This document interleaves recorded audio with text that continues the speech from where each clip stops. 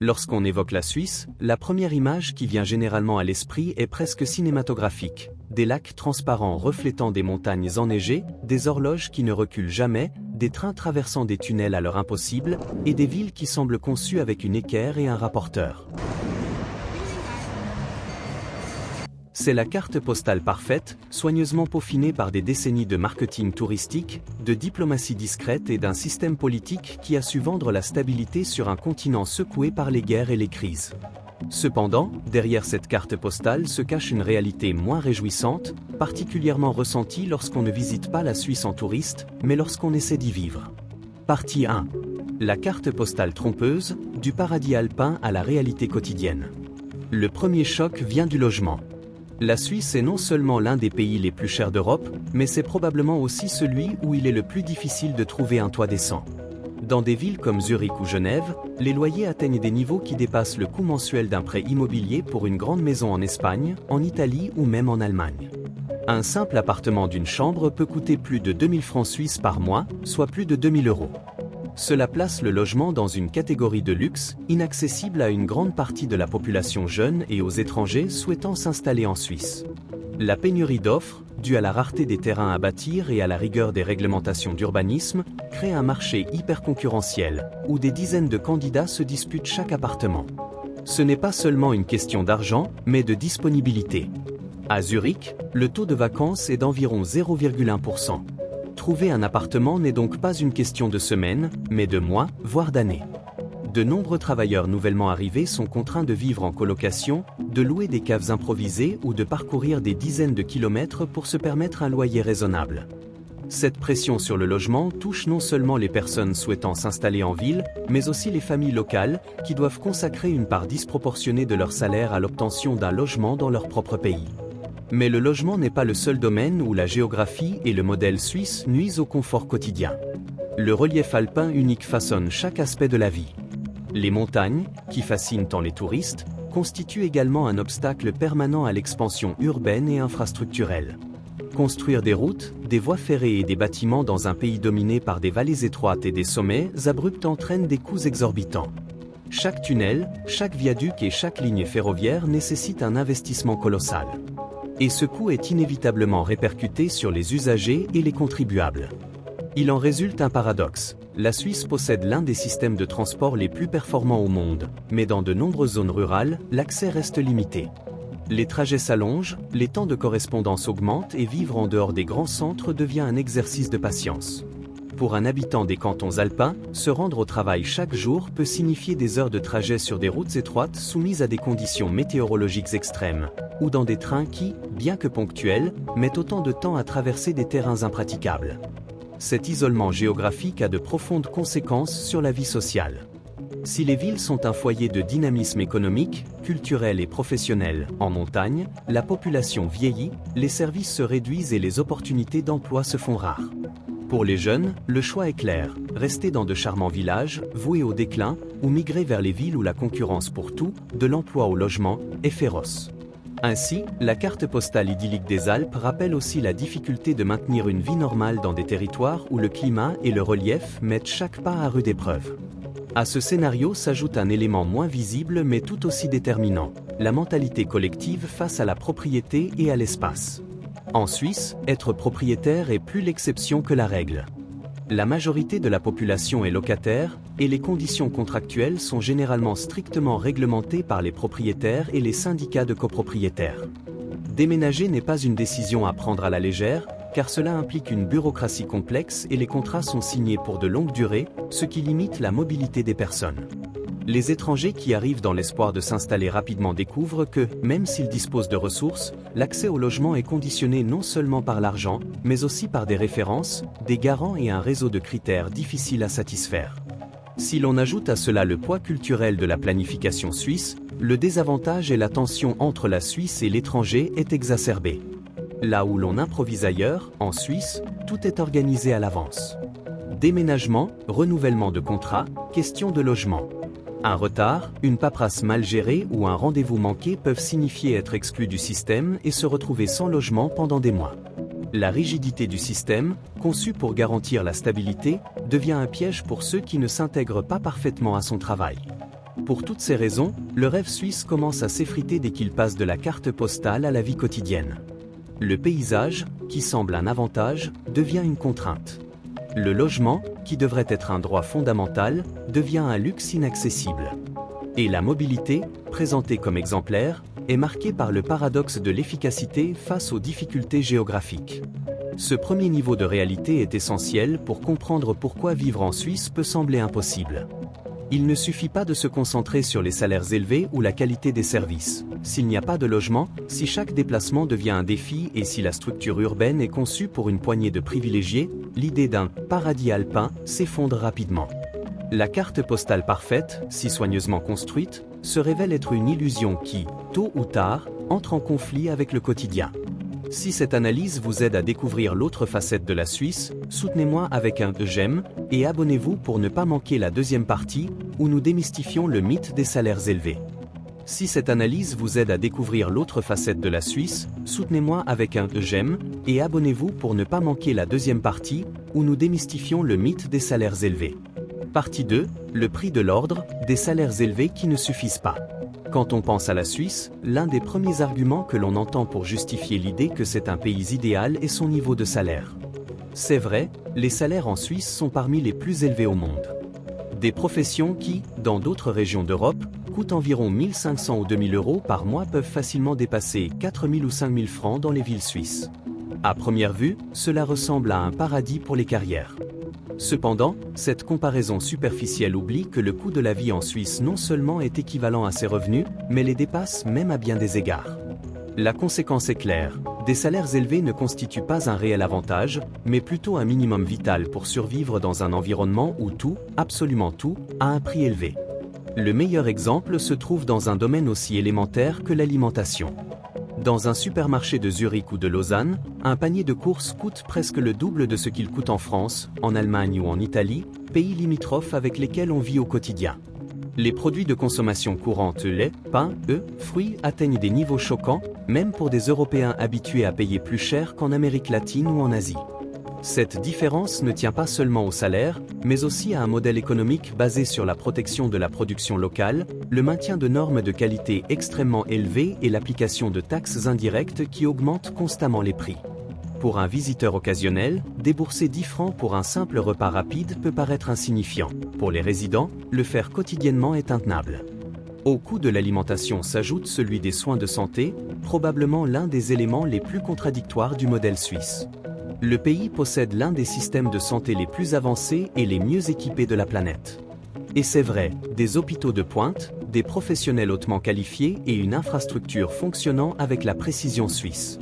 Le problème est que cette excellence est financée par un système d'assurance privée obligatoire. Chaque résident doit souscrire une assurance maladie de base, dont le coût mensuel peut varier de 3 cents à 500 francs par personne, selon l'âge, le lieu de résidence et l'assureur choisi. À ce tarif s'ajoutent les tickets modérateurs. Chaque consultation, examen et traitement implique une participation financière supplémentaire. Ce qui, dans d'autres pays européens, est couvert par l'impôt et perçu comme un service public. En Suisse, revient directement à chaque individu. Une famille de 4 personnes peut dépenser plus de 1 500 francs par mois pour la seule assurance maladie de base, sans compter les frais annexes.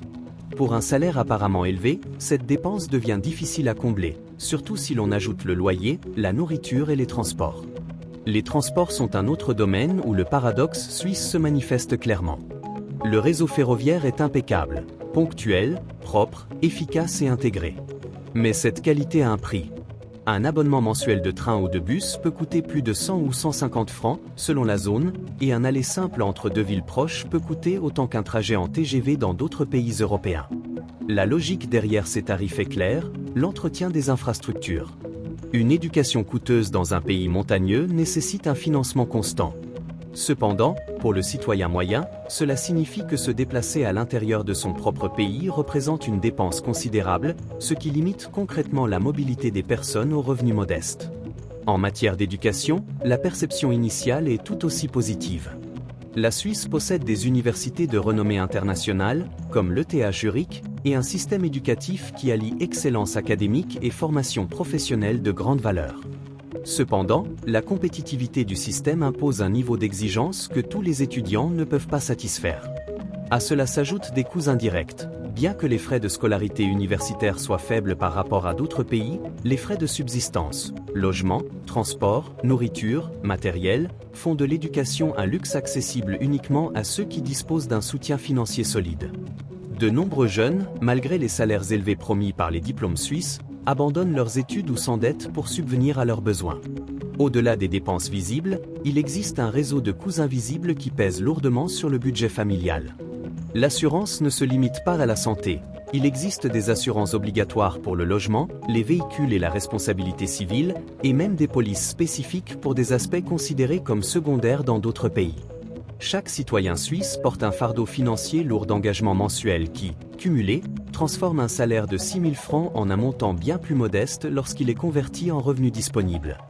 Cette structure économique génère une pression indirecte qui ressemble beaucoup à celle d'un système fiscal élevé, même si, formellement, les impôts en Suisse peuvent paraître faibles. En réalité, la charge est répercutée par le biais de ces mécanismes: assurance, charges, taxes municipales et prix réglementés. Dans l'imaginaire international, la Suisse apparaît comme un pays à faible charge fiscale. En pratique, chaque citoyen paie presque tout ce qui est pris en charge par l'État dans d'autres pays. Et cette différence n'est pas toujours compensée par la qualité des services reçus. Le mythe des salaires élevés est encore plus démenti lorsqu'on examine le coût relatif de la vie. Selon diverses études, un travailleur percevant un salaire moyen en Suisse doit consacrer plus de 60% de son revenu aux dépenses de base: logement, assurance, alimentation et transport. Les économies ou les loisirs restent minimes, surtout en comparaison avec les pays voisins. Même avec des salaires plus bas, la part des dépenses essentielles est plus faible. En d'autres termes, en Suisse, on gagne beaucoup, mais on dépense encore plus. Ce modèle contraint de nombreux Suisses, notamment les jeunes, à chercher des alternatives pour survivre dans leur propre pays. Il n'est pas rare de trouver des travailleurs qui, malgré un emploi à temps plein, doivent partager un appartement, voire déménager dans des villes frontalières en France, en Italie ou en Allemagne, d'où ils font quotidiennement la navette pour rejoindre leur travail en Suisse. Ces soi-disant frontières représentent une solution pragmatique: profiter des salaires suisses, mais vivre dans des endroits où le coût de la vie est nettement inférieur.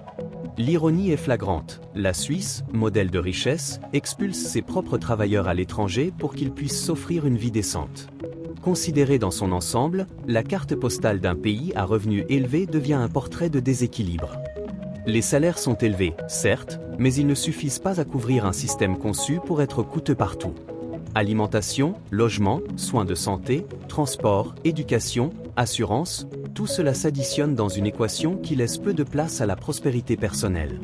Vivre en Suisse ne signifie pas accumuler des richesses. Cela signifie, dans la plupart des cas, survivre dans un environnement où l'ordre et la qualité ont un prix que seuls quelques-uns peuvent se permettre sans sacrifice. À ce stade, la conclusion s'impose: les salaires suisses ne sont pas un avantage, ils sont une condition d'entrée. Ils constituent le minimum nécessaire pour soutenir un modèle qui transforme le quotidien en luxe. Et cela fait de l'idée de prospérer en Suisse, au-delà des clichés et des comparaisons superficielles, un défi que peu parviennent à relever. Êtes-vous surpris d'apprendre que gagner plus ne signifie pas vivre mieux en Suisse? Donnez-moi votre avis dans les commentaires et rejoignez-moi dans la dernière partie, où nous explorerons la facette plus humaine et cachée de ce paradis. Partie 3. La face cachée du paradis: stress, isolement et inégalité. Dans l'imaginaire collectif, la Suisse n'est pas seulement un pays riche et ordonné, c'est aussi un havre de paix. Neutre en temps de guerre, discret en politique internationale, avec un faible taux de criminalité et une réputation enviable de stabilité.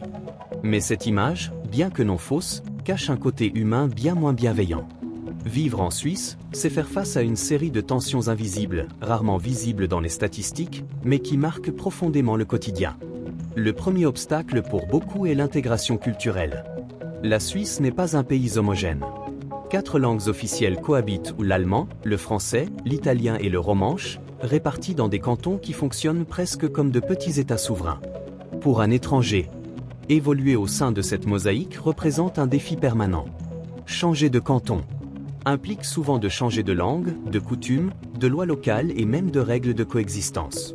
En théorie, la diversité est une valeur. En pratique, elle représente une barrière invisible, qui rend difficile le sentiment d'appartenance à la société. La rigidité des normes sociales accentue ce sentiment. La Suisse fonctionne comme une horloge et, Cela signifie que tout, du bruit autorisé dans un bâtiment aux horaires de ramassage des ordures, est réglementé. Dans un tel contexte, la marge de spontanéité est quasi inexistante.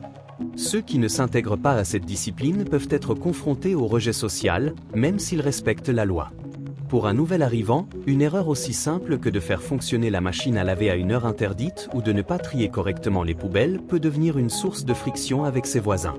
Cette pression constante crée un climat de surveillance mutuelle qui, tout en garantissant l'ordre, engendre également isolement et méfiance. L'isolement social est une autre caractéristique moins visible mais bien réelle de la vie suisse. Malgré sa richesse, la Suisse affiche des taux inquiétants de solitude et de dépression dans diverses études. Le rythme de vie compétitif, l'accent mis sur l'efficacité et la culture rigide rendent difficile la création de liens profonds. Les amitiés ont tendance à se nouer dans des cercles très fermés, souvent dès l'enfance, laissant les étrangers et les nouveaux arrivants dans une position marginale. À cela s'ajoute le fait que les divertissements sont également coûteux, ce qui limite les opportunités de socialisation pour les personnes aux revenus modestes. Le stress lié au travail n'arrange rien. La Suisse est un pays où la concurrence est forte, où la pression de la performance est constante. Les salaires élevés, qui devraient théoriquement assurer la tranquillité d'esprit, s'accompagnent d'exigences professionnelles très élevées. De longues heures de travail, des responsabilités intenses et un climat d'entreprise privilégiant la précision au détriment de la créativité contribuent à des taux élevés d'épuisement professionnel. Bien que les Suisses puissent se vanter d'un équilibre entre vie professionnelle et vie privée, les taux d'arrêt maladie dus au stress et à la dépression ont augmenté ces dernières décennies, reflétant une réalité moins idyllique. Ce stress est lié à un autre facteur clé, les inégalités. La Suisse est incontestablement un pays riche sur le plan macroéconomique. Son PIB par habitant est parmi les plus élevés au monde et le pays se classe régulièrement en tête des indices de développement humain. Mais cela ne signifie pas que la richesse est répartie équitablement. Dans les grandes villes, les dirigeants de banques internationales cohabitent avec des travailleurs du secteur des services qui parviennent à peine à couvrir leurs dépenses de base. L'écart entre ceux qui peuvent vivre confortablement dans le centre de Zurich ou de Genève et ceux qui doivent faire la navette depuis les zones périphériques, voire les pays voisins, est abyssal. Les frontaliers, ces travailleurs frontaliers qui vivent en France, en Italie ou en Allemagne mais travaillent en Suisse, sont un symptôme évident de cette inégalité. Chaque jour, des milliers de personnes traversent la frontière pour bénéficier d'un salaire suisse tout en payant un loyer et des services dans des pays moins chers. Cette dynamique, bien que rationnelle d'un point de vue individuel, génère des tensions sociales. Pour de nombreux Suisses, les frontières représentent une concurrence pour l'emploi et une pression supplémentaire sur des infrastructures déjà saturées. Pour les étrangers, c'est tout simplement le seul moyen viable d'accéder au marché du travail suisse sans être piégé par le coût de la vie exorbitant du pays. Un autre point de discorde est l'accès au logement, déjà évoqué dans la première partie, mais qui recoupe ici les inégalités.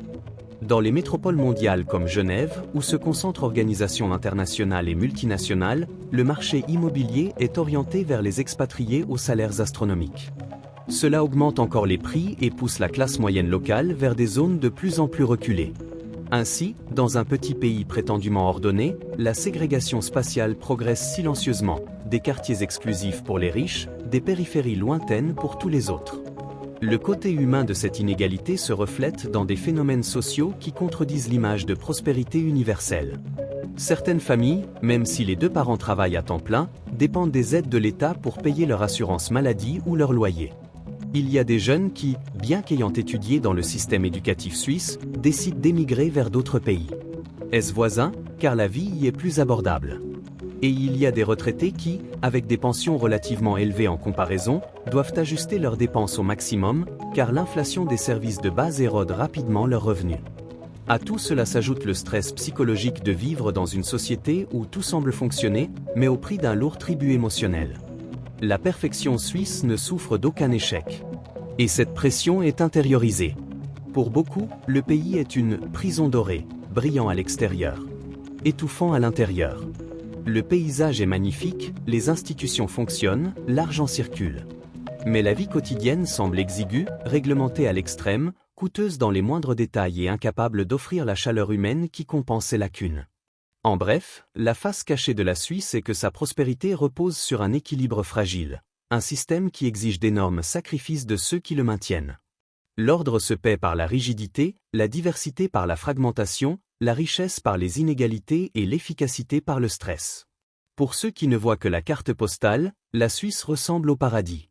Pour ceux qui tentent d'y vivre, l'expérience peut devenir une épreuve constante d'adaptation, de résilience et d'abandon.